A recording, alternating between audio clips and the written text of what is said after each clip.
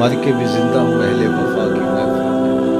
کسی شاعر نے کہا تھا میں مر کے بھی زندہ ہوں اہل وفا کی محفل میں.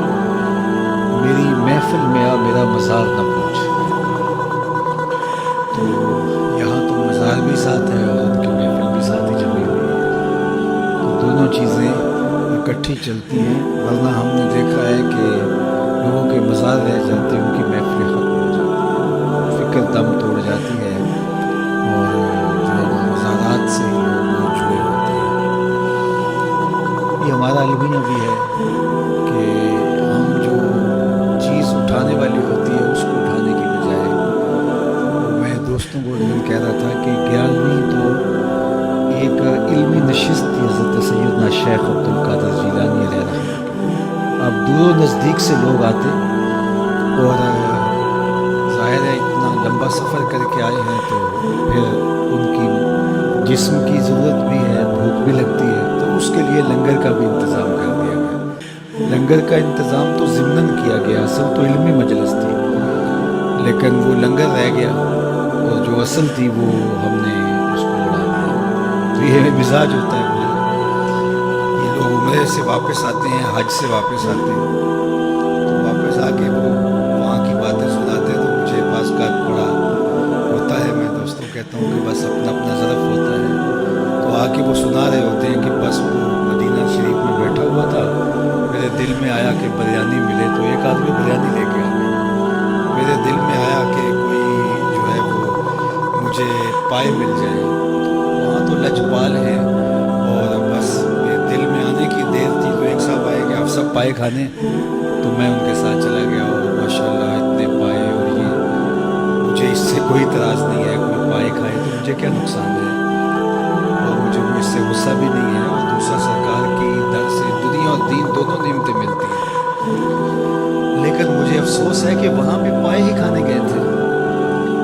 وہاں بھی جو ہے وہ زرد متنجن اور بریانیوں کی تلاش میں گئے تھے. وہاں تو کچھ اور لینا چاہیے تھا، وہاں تو کچھ اور ڈھونڈنا چاہیے تھا. آہ اے ناداں تو ہی چند کلیوں پر کنات کر گیا، ورنہ گلشن میں علاج تنگی دام بھی تھا. وہاں تو درد دل مانگنا چاہیے تھا، وہاں تو کچھ اور طلب، وہاں تو تہجد کے سجدے مانگنے چاہیے تھے، وہاں تو علم کے اجالے مانگنے چاہیے تھے، وہاں تو امت کا عروج مانگنا چاہیے تھا. لیکن ہم وہاں جا کر کے بھی بریانی مانگ رہے ہوتے ہیں، وہاں جا کے بھی ہم یہ مانگ رہے ہوتے ہیں. تو چونکہ ہمارا ظرف یہ جو ظرف ہوگا اس کے مطابق ہی ہم طلب کریں گے، تو ہمارا تو ظرف بھی بوجھ ہوگا. تو میں سمجھتا ہوں کہ اگر کہیں ظرف بھی مل جائے، کہیں شعور بھی مل جائے، یا بلکہ منزل تو بعد میں آتی ہے، وہ بھی بہت بڑی دولت ہے. آج کل ہم شعوری فقدان کا شکار ہیں، علمی فقدان کا شکار ہیں. ہم فکری طور پہ انتہائی جو ہے وہ پس ماندہ ہو گئے ہیں، اور قومیں کبھی بھی اٹھ نہیں سکتی جب تک وہ فکری طور پہ بلند نہیں ہوتی. قوموں کی نہضت، قوموں کی نشت، اس کی بنیادی علم ہے. اور اگر آپ مجھ سے پوچھیں کہ اسلام کا کوئی دوسرا نام، تو میں کہوں گا اس دین کا دوسرا نام دین علم ہے. اسلام کا اگر کوئی دوسرا نام مجھے پوچھنا چاہے تو وہ دین علم ہے. حضور علم کی تحریک لے کر آئے تھے اور آغاز ہی اقرا سے ہوتا ہے اس دین کا، اور ہمیں پڑھنے پڑھانے کی تلقین کی گئی ہے. اور انسانی شرف کا سبب بھی علم ہے. اپنے مشارکات سے یہ جو ممتاز ہے، مناطقہ کہتے ہیں نطق ہے جو اس کو دیگر مشارکات سے ممتاز کرتا ہے. اعلیٰ حضرت سے پوچھا گیا تو فرمایا کہ انسان کے لیے جو فصل ممیز ہے وہ نطق نہیں علم ہے. علم نے اس کو دیگر مشارکات سے ممتاز کیا، حتیٰ کہ فرشتوں سے بھی ممتاز کر دیا. آدم علیہ السلام کا تفوق جب ثابت کیا تو بوجہ علم ثابت کیا. جب فرشتوں نے کہا نحنو نسبح بحمدک ونقدس لک، ہم تیری تسبیح کے ترانے پڑھتے ہیں، تیری تقدیس کے گیت گاتے ہیں، اپنی وفاداری بیان کی، اللہ کی عبادت کا جو ان کا ذوق تھا اس کو بیان کیا. لیکن اللہ نے کیا کہا، جو میں جانتا ہوں وہ تم نہیں جانتے. اور پھر کیا ہوا، وَعَلَّمَ آدَمَ الْأَسْمَاءَ كُلَّهَا، آدم علیہ السلام کو مختلف اشیاء کے نام سکھائے. اور پھر وہ چیزیں پیش کی فرشتوں کے سامنے کہ ان چیزوں کے نام بتاؤ. وہ نہیں جانتے تھے تو کہا کہ اے آدم تم ان چیزوں کے نام بتاؤ. تو جب انہوں نے بتائے تو کہا میں نے کہا تھا میں زمین و آسمان کی پوشیدہ چیزوں کو جانتا ہوں. اور پھر ان کے لیے سجدے کا حکم ہوا کہ اب تعظیماً ان کے آگے اپنا سر جھکاؤ, اپنی جبینیں آسمان کے سامنے جھکاؤ, یا انہیں جو بھی علماء نے لکھا.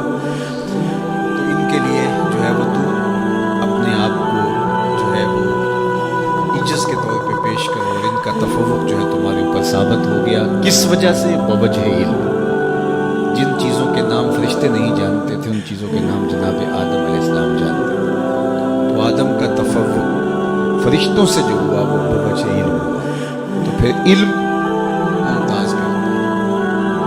وہ کتا جو سیکھ جائے اور کتا جو نہیں سیکھا ہوا, دونوں کے شکار میں فرق ہے. ایک کا لایا ہوا مردار ہے اور دوسرے کا لایا ہوا جو ہے وہ طیب ہے. کتا سیکھ جائے تو ممتاز ہو جاتا ہے, تو انسان کتنا ممتاز ہوگا. یہ سیکھنا ہی ہمارے لیے عزت کا سبب ہے, ہمارے لیے یہی وقار کی علامت ہے. امام فخر بن رازی نے لکھا کہ وہ چیونٹی جس نے کہا تھا جلدی جلدی اپنے بلوں میں داخل ہو جاؤ, کہیں پیغمبر کا لشکر جو ہے وہ تمہیں اپنے پاؤں تلے کچل نہ دے, عدم آگہی کی وجہ سے, یعنی ان کا التفات نہ ہو, توجہ نہ ہو, اور وہ تمہیں اپنے پاؤں تلے روند ڈالے. یہ چیونٹی نے کہا. 3 فرسخ دور ابھی لشکر تھا اور چیونٹی نے پہلے سے ہی اس کو محسوس کیا اور اپنی ہمجولیوں سے کہا. اللہ اکبر. حضرت سلیمان علیہ السلام نے اس بات کو سنا, فتبسم ضاحکا من قولها, اور اس کو سن کے مسکرا بھی پڑے. پیغمبر کے حواس کو اپنے حواس پہ قیاس کرنے کی کبھی بھی بدکاری نہیں کرنی چاہیے. اللہ نے جو پیغمبروں کو شان دی ہے وہ الگ ہے. ہمارے کان کے پردے پہ بھی چیونٹی رکھ دی جائے تو ہم نہ سمجھ پائیں کہ وہ کیا بول رہی ہے. 3 فرسخ دور 9 میل بنتا ہے, 14-15 کلومیٹر بنتا ہے. اتنی دور سے چیونٹی نے کہا کہ جلدی جلدی اپنے بلوں میں داخل ہو جاؤ, اللہ کے نبی کا لشکر بے خبری میں کہیں تمہیں کچل نہ ڈالے. تو اس بات کو حضرت سلیمان نے اتنے فاصلے سے سن لیا.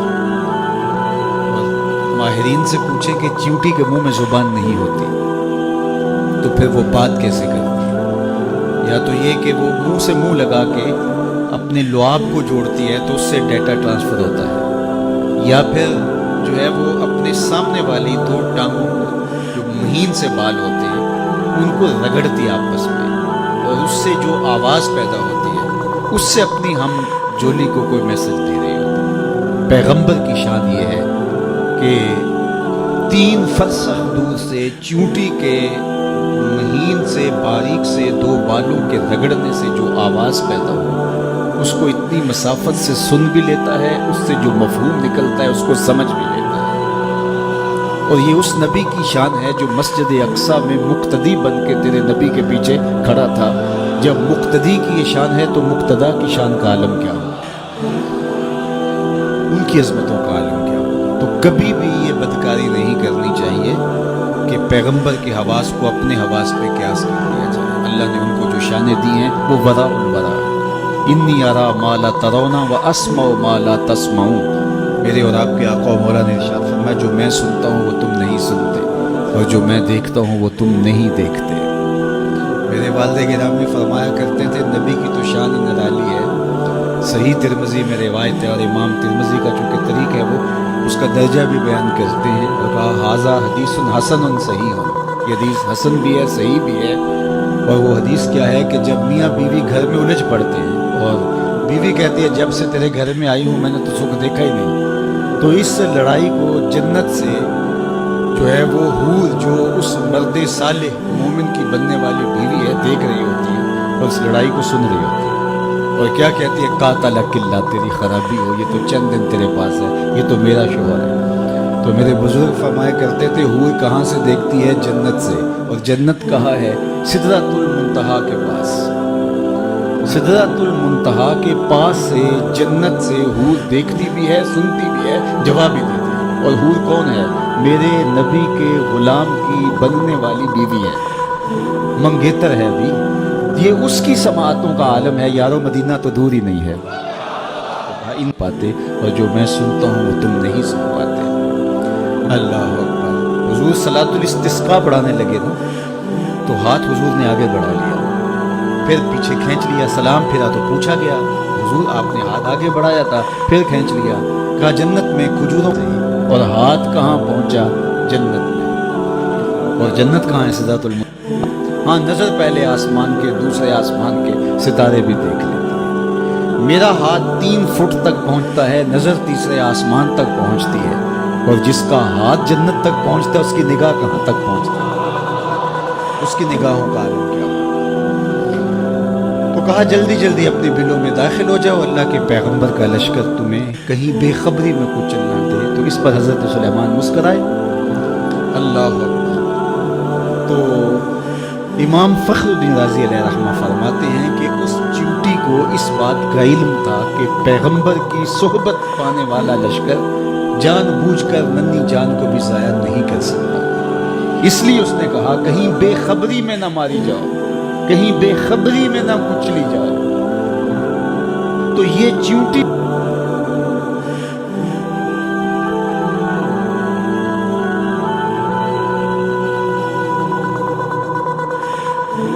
को भी इल्म था, इस इल्म की वजह से कयामत तक आने वाली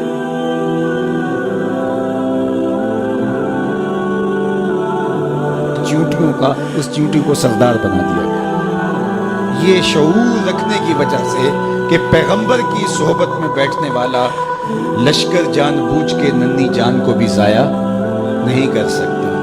अल्लाह अकबर। ये इदराक, ये शऊर एक चींटी भी रख सकती है, लेकिन एक तंजीम के कायद को क्यों नहीं पता? ये तो एक चींटी को भी है। इंसानी वजूद के साथ बम बांध करके इंसानों के अंबों में घुस जाया जाता है, और फिर वो बम फटता है और छोटे छोटे बच्चों की बदन की बोटियां दीवारों से चिपक जाती हैं, और तंजीम का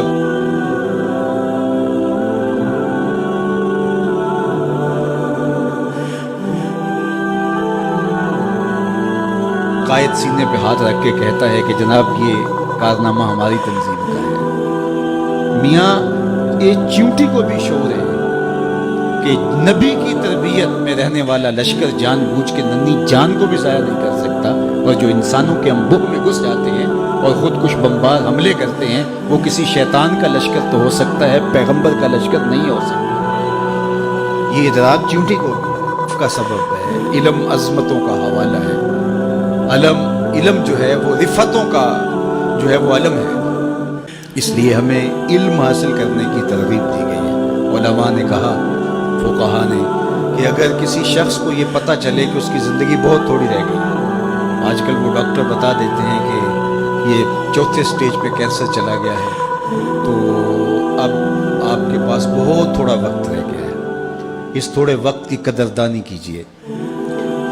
चाहे अल्लाह तो लंबी ज़िंदगी भी दे सकता है, बीमारी को काफूर भी कर सकता है, लेकिन ज़ाहरी असबाब यही बताते हैं।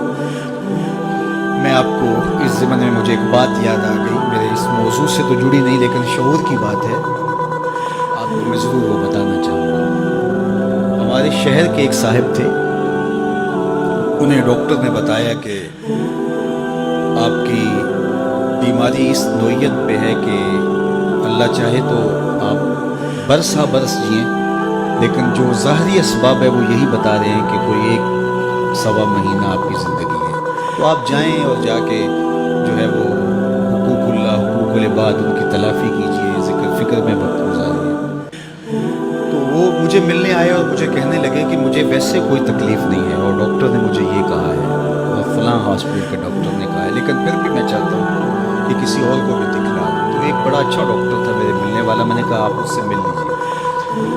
तो उन्होंने मुझे फ़ोन किया कि जो हज़रत आपके भेजे हुए थे तो वो बिल्कुल ऐसी ही पोजीशन है, कोई एक आदमा के मेहमान है, तो बाकी उन्हें तकलीफ़ हो तो दाखिल भी किया जा सकता है, लेकिन कोई तकलीफ़ वो कहते हैं मुझे नहीं है। गुजारी और अल्लाह अल्लाह करे, जिक्र फिक्र में लगे। तो बाद में मेरे पास आया, मुझे कहने लगे डॉक्टर ने मुझे ये कहा। तो मैंने कहा मेरी भी उनसे यही बात हुई है। तो मैंने कहा ठीक है, ये आपके पास अल्लाह आपको लंबी ज़िंदगी दे, हम दुआ करते हैं, लेकिन ये बड़ा कीमती वक्त है।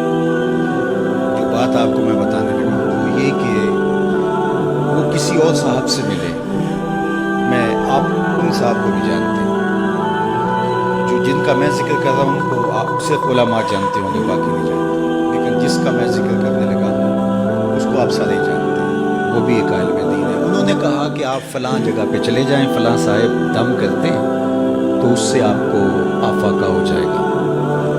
तो मैं उनको, मेरे वो बड़े मिलने वाले हैं, तो मैं उनको फ़ोन कर देता हूँ। तो वो साहिब वहाँ चले गए और उन्होंने जाके जब स्पेशल टाइम दिया और उन्होंने जो है वो कहा कि डॉक्टर झूठ बोलते हैं, आप बिल्कुल ठीक हो जाएंगे। बड़ा उनको जो है वो तसल्ली दी और साथ दमशम भी किया। जब वो वापस आ रहे थे तो बहुत ज़्यादा खुश थे, क्योंकि एक तो बीमारी थी, वो डॉक्टर्स ने कहा था 1 महीना सवा महीना आपके पास है। तो अब ये मुझसे पूछा तो मैंने भी कहा, दूसरे डॉक्टर से सेकंड ओपिनियन लिया तो उसने भी यही कहा। लेकिन ये पहला शख्स था जिसने उनको रिलैक्स कर दिया, बिल्कुल आप परेशान ना हो, ख़त्म। अब वो वाकई उनको लगा कि मैं तो, चूँकि एक बोझ था ना, नफसियाती बोझ, वो उतर गया। वो गए तो वो पूरे 8 दिन जिसने मुसल्ला बिछा के अल्लाह अल्लाह करनी थी वो उसकी तारीफ़ करता रहा, कितना अच्छा है, कितना फैज़ है, इतना हुजूम था। पूरे 8 दिन बाद फिर हाज़िरी थी, फिर गया और फिर कहा क्या कैसा है, उन्होंने कहा बड़ा फ़र्क है। उन्होंने कहा बिल्कुल ठीक हो जाएगा। फिर दूसरा दम डाल दिया। तो अगले 8 दिन भी वो उसकी तारीफ़ करते रहे। फिर अगले हफ्ते गए, चौथे हफ्ते वापस आ रहे थे, राह वाली तबीयत ख़राब हुई, फिर उनका इंतकाल हो गया। तो मुझे ख़बर मिली और मुझे सारा वाक़या किसी ने सुनाया। तो मैंने कहा उस जालिम ने 1 महीने उस शख्स ने जो अल्लाह का जिक्र करना था वो छीन लिया उससे। उसने जो मुसल्ला बिछा के जो है वो अल्लाह से लो लगानी थी वो छीन ली। इसीलिए फासिकों के पास, ऐसे लोगों के पास जाने की ये कम न हो सकता है। बात समझ आ रही है? ये कम न हो सकता है।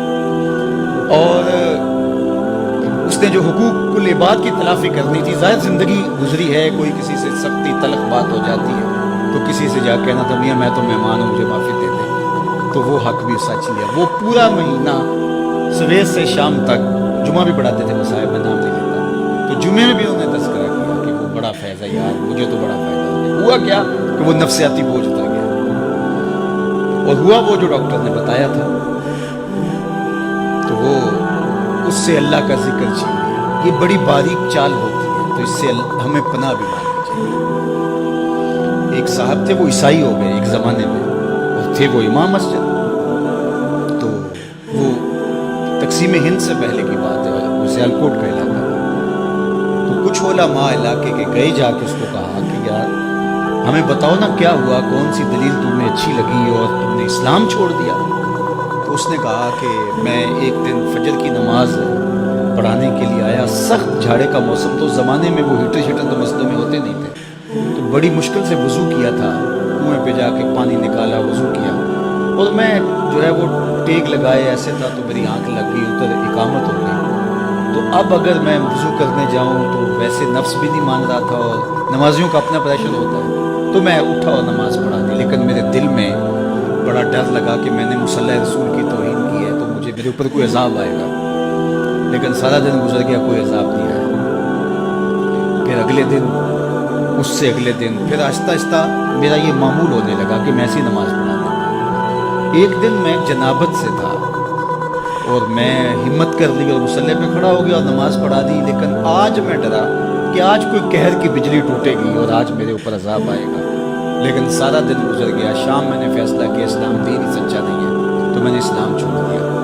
तो उलमा ने कहा तू कहता है मेरे ऊपर अज़ाब नहीं आया, अल्लाह ने अपना दीन छीन लिया। तू समझता है मेरे ऊपर अज़ाब कोई नहीं आया, अल्लाह ने अपना दीन छीन लिया। अल्लाह किसी से तौफीक सलब कर ले, यार थप्पड़ तो उसको मारेंगे ना, उस बच्चे को जिसको आप दाखिला जिसका ख़त्म नहीं करते, कान तो उसको पकड़ाएंगे जिसको आपका अपना बच्चा समझेंगे, और जिसको आप निकाल ही देंगे ना उसको थप्पड़ मारेंगे, ना उसको सज़ा देंगे, ना उसको कान पकड़वाएंगे, ना उसको फाइन करेंगे। फाइन तो उसी करेंगे जिसको अपना समझेंगे। तो अगर टांग टूट जाए, कोई और नुकसान हो जाए, तो ये तो अल्लाह का एक प्यार का रूप है कि वो तुझे समझाता है, तंबीह करता है तुझे, लेकिन उसने तुझसे अपना दीन ही छीन लिया, इससे बड़ा अज़ाब क्या हो सकता है। तो मैं आपसे ये कहूँगा, इन आमिलों से बचो, इतनी बारीक चालें हैं इनकी। और अब हुआ क्या कि उनके ऊपर एक नफ्सियाती बोझ तो था कि 1 महीना मेरी जिंदगी है, तो उसने वो उतार फेंका, हो कुछ नहीं होगा आपको, तेरे पास क्या दलील है कि कुछ नहीं होगा। तो जो है वो उसका वो भी, और उसका जो महीना था अल्लाह के साथ लो लगाने का, वो उस फासिक फाजर उस आमिल की तारीफ में गुजर गया, ताकि वो दरमियान में जो 3-4 खुतबात जुमा आए उसके अंदर भी जो है वो उसका जिक्र चलता है। तो अब ये देखिए कि ये जहालत जो है वो कहाँ तक जाती है। तो बात कर रहा था कि शऊर का नूर अल्लाह ताला अता फरमाए तो फिर मंजिल आगे बढ़ती है। तो अगर आप मुझे इस्लाम का दूसरा नाम पूछे तो इस्लाम का दूसरा नाम दीन इल्म। अल्लाह के महबूब अलैहिस्सलाम ने उहद के मौके पे जब 70 सहाबा शहीद हुए थे, तो उस वक्त जब तदफीन का मरहला आया तो हुजूर पूछते थे किसके सीने में कुरान की आयतें ज़्यादा, उसको आगे दफन किया जाता था। यानी दुनिया में भी वो आगे और दीन में भी वो आगे।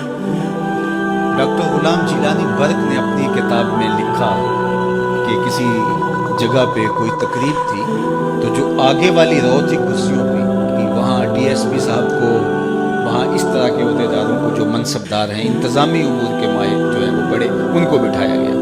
और पीछे वाली जो है वो रो थी, वहाँ टीचर्स को, हेडमास्टर, प्रोफेसर वगैरह को बिठाया गया। तो वहाँ से जो वापस आए तो उन्होंने जो है वो अपनी किताब में उसका एक जिक्र किया है। तो वो कहते हैं कि ये कौम आगे नहीं बढ़ सकती, ये कौम आगे नहीं बढ़ सकती। क्यों नहीं आगे बढ़ सकती? कहा कि एक प्रोफेसर को दूसरी रो में बिठाया जाए और दूसरी जानब जो है वो एक इंतज़ामी सरबराह को आगे बिठाया जाए, तो ये कौम कैसे आगे बढ़े। वो इस पे रो रहे थे। और आज जो हाहाकार मची हुई है, अल्लाह अकबर, वो मस्जिद के अंदर टेस्ट ले रहा होता है जाहिल मौलवी साहब का कि मौलवी साहब रखने और 4-5 जाहिल बैठे होते हैं, वो टेस्ट ले रहे होते हैं। तो वो अगर खुदकुशी जायज़ हो तो खुदकुशी मौलवी साहब को कर देनी चाहिए, लेकिन ये शरीयत जायज़ करार नहीं देती। तो अब ये जहालत हो गई। बेवकूफ़ां दे नौकर वेखे दानिशमंद से आए, मियाँ साहब ने कहा था, बेवकूफ़ां दे नौकर वेखे दानिशमंद से आए। आज ये, तो फिर ये कौम आगे कभी नहीं बढ़ सकती। 2 को 2 से ज़रब दे तो हासिल ज़रब 4 आता है, ये अल्लाह का ज़ाब्ता है, कभी हो ही नहीं सकता। ये टकरे मारने वाली बात है, कभी हम उससे उम्मीद लगा के बैठते हैं, कभी उससे उम्मीद लगा के बैठते हैं, कुछ भी नहीं होने वाला।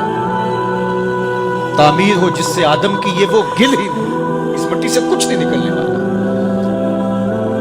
जब तक हम इल्म की तरफ नहीं आएंगे, इल्म की तकरीम नहीं होगी, इल्म की इज्जत नहीं होगी, उलमा तैयार नहीं होंगे, और असरी दीनी तकवीमी हर तरह के फ़नी उलूम, सब तरह के उलूम जब तक नहीं सीखेंगे, कभी भी हमारी तकदीर नहीं बदल सकती। ये बात तयशुदा है, 2 ज़रबे 2 के हासिल ज़रब की तरह है, इसमें कोई दूसरी राय नहीं है। हम अहमकों की जन्नत में रहते हैं कि हम समझते हैं कि शायद हम ऐसे हो जाएं, ऐसे हो जाएं, शॉर्टकट से कुछ नहीं होता।